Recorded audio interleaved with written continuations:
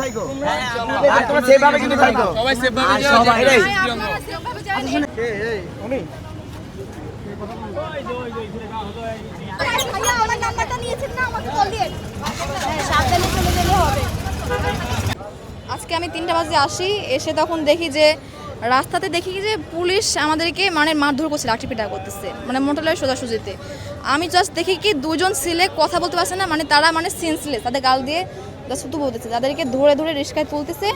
আরেকজনের হাত এখান থেকে ঠিক ব্লাডটা বের হতেছে, মানে সবার এমন একটা অবস্থা, আমরা ওইখান থেকে মানে দৌড়ায় বের হচ্ছি, আমরা রিস্কায় নিয়ে আসছি মানুষ, মানে সবাইকে জাস্ট আমরা সেভ করার জন্য আর কি করতেছি। আমরা হচ্ছে শান্তিপূর্ণ আন্দোলন করতেছিলাম, তখন হচ্ছে আমাদেরকে বলছে যে আপনারা কি চান, আমরা আমাদের দাবি দেওয়া জানাইছি, জানানোর পরেও বলছে যে আমাদেরকে 20 মিনিট সময় দেন। 20 মিনিট সময় চাওয়ার পরও ওনারা বলছে যে আচ্ছা ঠিক আছে, ওনারা গেট আমরাও খুলছি আর ওনারাও বলছে আচ্ছা আপনারা ঢুকেন। ঢোকার পরে ফার্স্টে কিছু করে নাই, ঢোকার পরে সুন্দর মতন ঢুকছে, পোলাপাইন ঢুকছে, ওনারা ওই যে বুয়া সবাই স্লোগান দিচ্ছিল, তখন আর কি গাড়ি ভাঙাভাঙি করছে কিছু স্টুডেন্ট, তো ওইটার জন্য আর্মি আবার খেপা সবাই লাঠিচার্জ শুরু করছে। তখন আবার আমি পড়ে গেছিলাম বাইকের উপরে, আমি বাইকের পুরো একবার চিপাই পড়ে গেছি, আমার সাথে হচ্ছে যে একটা আপু আমার উপরে এসে পড়ছে, তো আমি ওই আপুরে উঠাই দিছি, পরে আমি অমনি পড়ে আছি। 5 মিনিটের মতন আমার উপর থেকে সবাই হাইটা গেছে, আমি উঠতে পারি না, আমি কোনোরকমভাবে উঠছি। আর্মি হচ্ছে আমাকে মানে 2 জন আর্মি মিলে আমার মানে অনেক মারধর করছে। আমাদের কোনো হিসাব নেই ভাই, অগণিত, মানে হাজারের কয়েক হাজার স্টুডেন্ট ছিল ওখানে, তো অনেক মানে আহত বলার মতো না। আমি 0 পয়েন্টে যে গোলাগুলি হয়েছে আপনার পরে 3টা থেকে এখন পর্যন্ত যে গোলাগুলি, আমি ওই গোলাগুলিতে ছিলাম। নারী পুরুষ কোনো দ্বিধাবোধ করে নাই, মানে নাই, কোনো কিছু মানে নেই, জঘন্য ভাষায় গালি দিচ্ছে। আমার প্রশ্ন যে আপনি পুলিশের যে পুলিশ প্রধানের কাছে আপনি কি ওনাদেরকে ট্রেনিং দেন নাকি আপনারা গালি দেওয়ার ট্রেনিং দেন, কোনটা দেন আপনারা ভাই? যদি গালি দেওয়ার ট্রেনিং দেন তাহলে আপনাদের মতো পুলিশ আমাদের দরকার নাই আমাদের, মরে গেলে মরে যাব।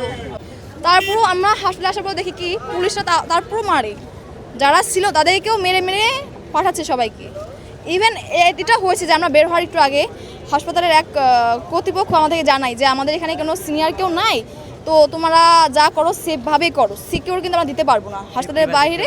হ্যাঁ এটাই, হাসপাতালের বাইরে বা ভিতরে যা হয় আমাদের কোনো দায়িত্ব নাই, এটা তোমরা বুঝে নিও।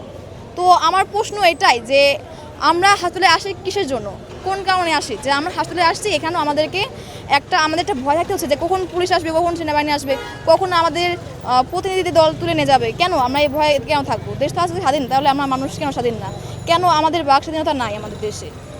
কেউ উশৃঙ্খলা তৈরি করে নাই, বিশৃঙ্খলা সৃষ্টি করে নাই, কিন্তু ইতিমধ্যে যারা এইচএসসি দিয়েছিল তাদের কিন্তু কিছু কারণে, আমরা জানি না কী কারণে তারা উপস্থিত হয়েছিল, তাদেরও আন্দোলন করেছিল, তো আমরা একত্রে হয়ে যাই।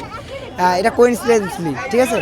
তো তখন যখন আমরা একত্রিত হয়ে যাই, সুখে উপদেষ্টার কাছে আমরা যাই, আমাদের কিন্তু তাদের মানে উদ্দেশ্যে আমরা রওনা দিই যে তাদের সাথে কথা বলবো, আমরা শিক্ষা উপদেষ্টার সাথে, যে আমাদের বিষয়গুলো সরাসরি তার কাছে উপস্থাপন করব। কেননা আমাদের তো এদের কাছে উপস্থাপন করে তারা তো সঠিকভাবে পৌঁছে দিচ্ছে না, এ কারণে সরাসরি তার সাথে কথা বলতে গিয়েছিলাম।